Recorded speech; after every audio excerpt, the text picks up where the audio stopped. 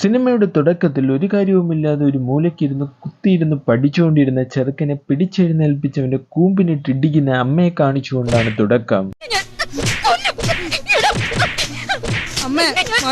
അസ്വാഭാവികതകൾ തുടങ്ങുന്നത് ഇവിടെ നിന്നാണ് ഗൈസ്. ഒരു കുടുംബത്തിലുമില്ലാത്തവണ്ണം മൂത്ത മകൻ ഇളയ മകനെ തല്ലുന്നത് കണ്ട് കൈയടിക്കാതെ ഓടി വന്ന് അമ്മയെ പിടിച്ച് മാറ്റുകയാണ്.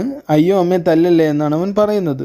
അപ്പോൾ ഇന്ന് നമ്മൾ ഊക്കാൻ പോകുന്ന സിനിമ Sudani from Nigeria, Malayali from India, Chitraravindan from social media.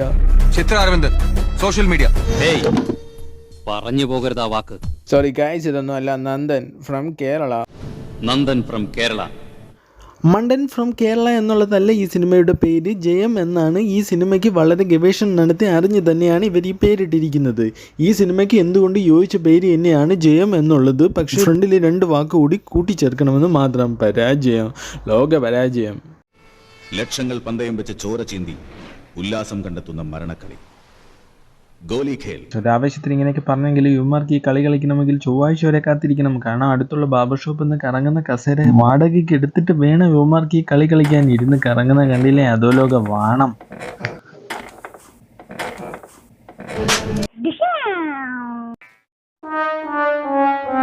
ഇവിടെ ഓരോരുത്തന്മാർ പൈസ കൊടുത്ത് കളിക്കാനായിട്ട് വന്നിരിക്കുമ്പോൾ യുവന്മാർ കണ്ണ് കെട്ടി അവന്മാരെ വെടി വെച്ച് കൊന്ന് അവന്മാരുടെ കയ്യിലിരിക്കുന്ന പൈസ പിടിച്ചെടുക്കുക. ഇതാണ് യുവന്മാരുടെ ഗോലി ഖേൽ.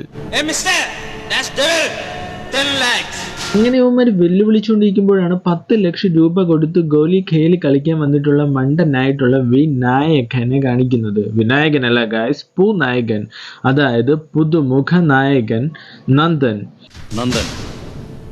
ഫ്രം കേരള. പുതുമുഖ നായകനാണ് നന്ദൻ. നന്ദൻ സിനിമാ ലോകത്തേക്ക് കടന്നു വന്നത് ഈ സിനിമയിലൂടെയാണ്. നന്ദൻ സിനിമാ ലോകത്ത് നിന്ന് കടന്നു പോയതും ഈ സിനിമയിലൂടെ തന്നെയാണ്. ഫീൽഡ് ഔട്ട് ആവേണ്ടതിന്റെ യഥാർത്ഥ രീതിയും ഇത് തന്നെയാണ് ഗൈസ്, നോ ഒഫൻസ്. മുംബൈയിലെ അധോലോക നായകന്മാരായിട്ടുള്ള യുവമാർക്ക് മലയാള ഭാഷ അറിയില്ല. പക്ഷെ യുവമാർ നന്നായിട്ട് മലയാളത്തിൽ ഹിന്ദി സംസാരിക്കും. മലയാള ഭാഷയിൽ ഹിന്ദി പറയുന്നവന്മാരെ എന്ത് പറയണം?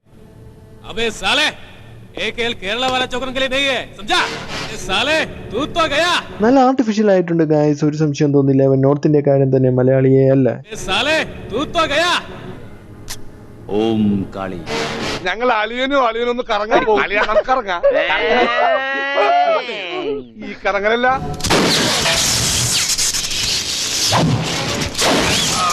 മലയാളികളെ നിങ്ങൾക്കറിയില്ല, പുലികളാണ്. ഈ സിനിമയുടെ ഒരു പ്രത്യേകത എന്ന് വെച്ചാൽ നമ്മുടെ നന്ദൻ എന്ന് പറയുന്ന നായക നടൻ ഏത് സമയത്ത് എവിടെ പഞ്ച് ഡയലോഗ് പറഞ്ഞിട്ട് തിരിയുന്നോ അപ്പൊ തന്നെ മൂട്ടുന്നൊരു ചവിട്ട് കിട്ടും ഇവന്. അങ്ങനെയാണെങ്കിൽ സദ്യക്കുള്ള പായസം ഞങ്ങളുടെ വക, ഒരടി പ്രഥമൻ. ചവിട്ടെന്ന് പറഞ്ഞ എന്റെ ദൈവമേ, ഒരു മനുഷ്യനെ ഇങ്ങനെ എടുത്തിട്ട് ചവിട്ടാവോ? അങ്ങനെ മലയാള അധോലോക സിനിമകളുടെ പാരമ്പര്യം സംരക്ഷിച്ചുകൊണ്ട് തന്നെ നന്ദൻ അവിടെ നിന്ന് കിട്ടിയ അടിയും തൊഴിയും പെട്ടിയിലാക്കി അവിടെ നിന്ന് അധോലോകം കളിച്ച് കിട്ടിയ 10 ലക്ഷം രൂപയും കൊണ്ട് നാട്ടിലേക്ക് വരികയാണ് ഗൈസ്. ഇനി ഇവിടെ വന്ന് വരിക്കാശ്ശേരി മന വില കൊടുത്ത് വാങ്ങിച്ച് അതിനകത്ത് കയറി ഇരുന്നിട്ട് വേണം ഇവിടുത്തെ കുഞ്ഞമ്മയോടും കൊച്ചിച്ചനോടും പ്രതികാരം വീട്ടാൻ. പിന്നെ ഈ സിനിമയിൽ പ്രധാനപ്പെട്ട ഒരു റോള് വഹിക്കുന്ന വ്യക്തിയാണ് ഭരതൻ. ഭരതനാണ് ഈ സിനിമയിൽ നന്ദൻ എന്ന കഥാപാത്രത്തിന്റെ മെയിൻ വില്ലൻ. ഭരതനെ കുറിച്ച് പറയുകയാണെങ്കിൽ പല സിനിമകളിലും പല വില്ലൻ കഥാപാത്രങ്ങളും ആ കഥാപാത്രത്തിന്റെ കാഠിന്യതയ്ക്ക് വേണ്ടി ആലങ്കാരികമായി പല വാക്കുകളും പ്രയോഗിക്കാറുണ്ട്. എന്നാൽ പറയുന്ന വാക്കുകൾ അക്ഷരം പ്രതി അനുസരിക്കുന്ന ഒരു വില്ലനെ ആദ്യമായിട്ടാണ് കാണുന്നത്. ഫോർ എക്സാമ്പിൾ, അറിയില്ലേ ഭരതന്റെ ശബ്ദം? ആ തമ്പുരാട്ടി കുട്ടിയുടെ കണ്ണീരിൽ വിരിഞ്ഞ 1001 പുഷ്പങ്ങൾ മരിച്ചുപോയ അയാളുടെ അച്ഛന്റെ ആത്മാവിന് സമർപ്പിക്കുമെന്ന അയാളുടെ ശബ്ദം.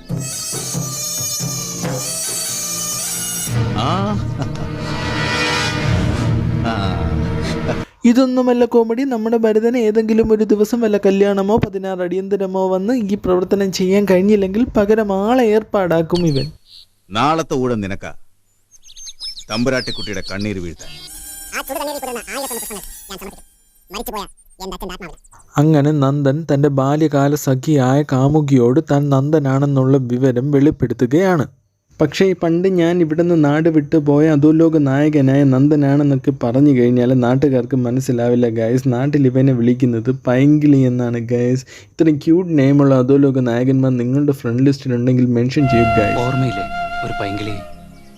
ഇവിടെ കാര്യങ്ങളൊക്കെ ഏകദേശം തീരുമാനമായി. സിനിമ അവസാനിക്കാറായി. 1 മണിക്കൂർ 30 മിനിറ്റ് പിന്നിട്ട് 10 മിനിറ്റ് മാത്രം ബാക്കിയുള്ളപ്പോഴും നമ്മുടെ മെയിൻ വില്ലൻ ഈ കാര്യങ്ങളൊന്നും അറിയാതെ പൂമുഖത്ത് കിടന്നുറങ്ങുകയാണ് ഗൈസ്. പുള്ളി ഇതൊന്നും അറിഞ്ഞിട്ടില്ല.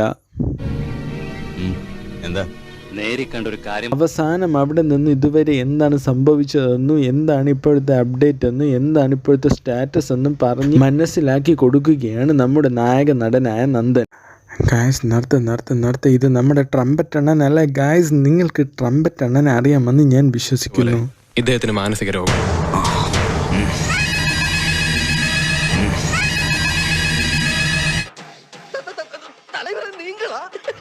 അതെ ഗായ്സ്, ഇത് ട്രംപറ്റ് അണ്ണൻ തന്നെയാണ്. ട്രംപറ്റ് അണ്ണൻ്റെ പ്രത്യേകത എന്തെന്ന് വെച്ചാൽ ട്രംപറ്റ് അണ്ണൻ ഇഷ്ടപ്പെടാത്ത ഡയലോഗ് ആരെങ്കിലും അടിക്കുകയാണെങ്കിൽ ട്രംപറ്റ് അണ്ണന് ദേഷ്യം വന്നു കഴിഞ്ഞാൽ ട്രംപറ്റ് അണ്ണൻ കൈ കൊണ്ട് ട്രംപറ്റ് വായിക്കും. സംശയമുണ്ടെങ്കിൽ നോക്ക് ഗൈസ്, നന്ദൻ വന്ന് കൊണയടിക്കുമ്പോൾ ട്രംപറ്റ് അണ്ണൻ്റെ കൈ പോകുന്ന പോക്ക് കണ്ടില്ല.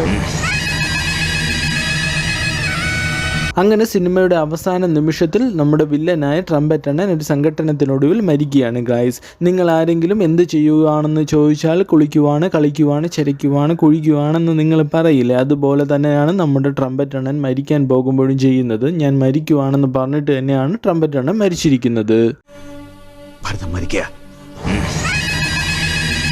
ഏതായാലും മരിക്കുമ്പോൾ പറഞ്ഞിട്ട് മരിക്കാനുള്ള മര്യാദ ട്രംപറ്റ് അണ്ണൻ കാണിച്ചിട്ടുണ്ട്. അവൻ ജീവിച്ചിരിപ്പുണ്ടായിരുന്നെങ്കിൽ ഞാൻ അവനെ ഒന്ന് അഭിനന്ദിച്ചേനെ. പറഞ്ഞതുപോലെ തന്നെ അവൻ ചത്തില്ലേ അതിന്. ഒരുപക്ഷെ സിനിമ അവസാനിക്കാൻ 5 മിനിറ്റ് മാത്രം ബാക്കിയുള്ളപ്പോൾ നായക നടനായ നന്ദൻ വില്ലൻ കഥാപാത്രത്തെ അവതരിപ്പിച്ച ട്രംപറ്റ് അണ്ണൻ്റെ വീട് സന്ദർശിച്ച് അദ്ദേഹത്തെ സിനിമയുടെ കഥ മുഴുവൻ പറഞ്ഞ് മനസ്സിലാക്കി പഴയ വില്ലനിസത്തിലേക്ക് കൊണ്ടുവന്ന് 5 മിനിറ്റിനുള്ളിൽ കുത്തിക്കൊല്ലപ്പെടുത്തിയതിനുള്ള ഒരു പരിഹാരമായിട്ടായിരിക്കാം ഈ പറച്ചിൽ. എന്നാൽ ഈ സിനിമ കണ്ട് പൂർത്തിയാക്കിയ പ്രേക്ഷകർ പറയുന്നത് മരിച്ചത് ട്രംപറ്റ് അണ്ണനല്ല, അവർ തന്നെയാണെന്നാണ്. ഏതായാലും ഈ സിനിമ നിങ്ങളെ മയർ കൊള്ളിച്ചു എന്ന് ഞാൻ കരുതട്ടെ. അടുത്ത വീഡിയോയുമായി വീണ്ടും കാണാം.